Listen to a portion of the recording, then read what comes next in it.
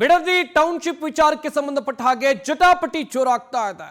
CM DK ಶಿವಕುಮಾರ್ಗೆ ಹೊಸ ಸವಾಲು ಹಾಕಿದ್ದಾರೆ ಕೇಂದ್ರ ಸಚಿವ ಎಚ್ ಡಿ ಕುಮಾರಸ್ವಾಮಿ. ಒಂದು ಕಡೆಯಲ್ಲಿ ರೈತರ ಹೋರಾಟ, ಇನ್ನೊಂದು ಕಡೆಯಲ್ಲಿ ಸಿಎಂಗೆ ಹೊಸ ಸವಾಲು.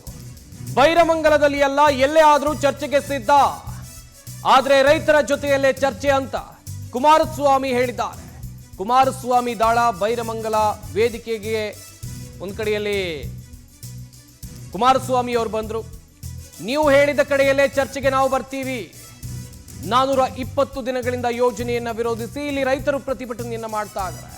ಈಗ ದಿಢೀರ್ ಅಂತೇಳಿ ಯೋಜನೆ ಪರವಾಗಿ ರೈತರು ಪ್ರತಿಭಟನೆ ಮಾಡೋಕೆ ಕುಮ್ಮಕ್ಕು ಕೊಟ್ಟಿರೋದು ನೀವು, ಆದರೆ ಜಮೀನು ಉಳಿಸಿಕೊಳ್ಳೋಕೆ ನಿಜವಾದ ರೈತರು ಹೋರಾಟವನ್ನ ಮಾಡ್ತಾ ಇದ್ದಾರೆ ಅಂತ ಹೇಳಿ ಕೇಂದ್ರ ಸಚಿವ ಎಚ್ ಡಿ ಕುಮಾರಸ್ವಾಮಿ ಅವರು ದೊಡ್ಡ ಮಟ್ಟದಲ್ಲಿ ಆಕ್ರೋಶವನ್ನ ವ್ಯಕ್ತಪಡಿಸಿದ್ದಾರೆ.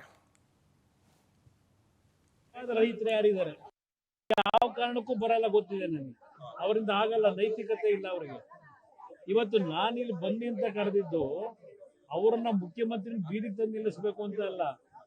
ನಮ್ಮನ್ನ ಬೆಳೆಸ್ತಕ್ಕಂಥವ್ರು ಇಲ್ಲಿ ಕೂತಿದಾರಲ್ಲ, ಆ ಹೆಣ್ಣು ಮಕ್ಕಳು, ಹಿರಿಯರು, ಅವರ ಸನ್ನಿಧಾನದಲ್ಲಿ ನಡೀಲಿ ಇದು. 480 ದಿನ ಅವರೇನು ಇಲ್ಲಿ ಕೂತು ಹೋರಾಟ ಮಾಡ್ತಾ ಇದ್ದಾರೆ, ಅವ್ರಿಗೆ ಗೌರವ ಕೊಡಬೇಕು ಅನ್ನೋದಿದ್ರೆ, ಅದರ ಮುಖಾಂತರ ನಾಡಿನ ಜನತೆ ಗೌರವ ಸಲ್ಲಿಸಬೇಕು ಅನ್ನೋದಿದ್ರೆ ಮುಖ್ಯಮಂತ್ರಿ ಅವ್ರ ಮುಂದೆ ಚರ್ಚೆ ಮಾಡ್ಲಿ. ಅಲ್ಲೆಲ್ಲ ಕೂತ್ಕೊಂಡು ಹೇಳಿಕೆ ಕೊಟ್ರಾಗಲ್ಲ.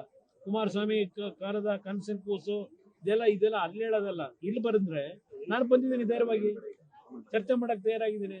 ಅಲ್ಲೆಲ್ಲ ಧರಣಿ ಮಾಡ್ತವ್ರಲ್ಲ, ಈಗ ರೆಡ್ ಈ ಯಾಕೋ ಕಾಂಗ್ರೆಸ್ ಬಾವುಟ ಬಿಟ್ಬಿಟ್ಟವ್ರೆ, ಕಾಂಗ್ರೆಸ್ ಬಾವುಟ ಬಿಟ್ಬಿಟ್ಟು ರೆಡ್ ಫ್ಲಾಗ್ ಇಟ್ಕೊಂಡವ್ರೆ. ಈಗಲೂ ಹೇಳ್ತೇನೆ, ಅಲ್ಲಿ ನಿಜವಾದ ರೈತರು ಯಾರಿದ್ದಾರೆ ಈ ಭಾಗದಲ್ಲಿ, ಅವ್ರು ಬಂದ್ರೆ ಚರ್ಚೆ ಮಾಡಕ್ ತಯಾರಾಗಿದ್ದೀನಿ. ನಾನು ಅವ್ರು ಬರಲ್ಲ ಅಂತ ಗೊತ್ತು ನನಗೆ. ಅವ್ರು ಹೇಳೋದೇನು, ಈಗ ಅವ್ರ ಪತ್ರ ಯಾಕೆ ಬರೆದ್ರು ನನಗೆ? ಪತ್ರ ಬರೋದು ಯಾತಕ್ಕೆ ನಾನು ಇನ್ವೈಟ್ ಮಾಡಿದ್ರು? ನಾನು ಯಾಕೆ ಪತ್ರ ಬರೆದಿದ್ದೇನೆ? ಮತ್ತೆ ಇನ್ನೊಂದು ಪತ್ರ ನೆನಪಿಸಿ ಅವ್ರಿಗೆ ಪತ್ರ ಬರದೆ. ಯಾವಾಗ ಬೇಕಾದ್ರೂ ಸಿದ್ಧ ಇದ್ದೀನಿ, ಆದ್ರೆ ಚರ್ಚೆ ಆಗಬೇಕಾದ್ದು ಇಲ್ಲಿಯ ರೈತರೇನಿದ್ದಾರೆ ಅವ್ರ ಮಧ್ಯದಲ್ಲಿ ಚರ್ಚೆ ಆಗಬೇಕು.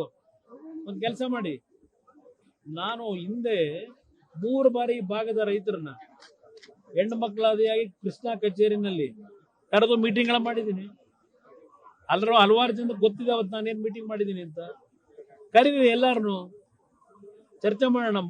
ನನ್ನ ರೈತರ ಬಿಟ್ಟು ನಾನು ಚರ್ಚೆ ಮಾಡಕ್ ಸಿದ್ಧ ಇಲ್ಲ. ನನ್ನ ವಿಧಾನಸೌಧದಲ್ಲ, ಯಾವ್ದೋ ಕೃಷ್ಣ ಕಚೇರಿನೇ ಇದೆಯಲ್ಲ, ಎಲ್ಲ ನನಗೇನ್ ಪ್ರತಿಷ್ಠೆ ಇಲ್ಲ.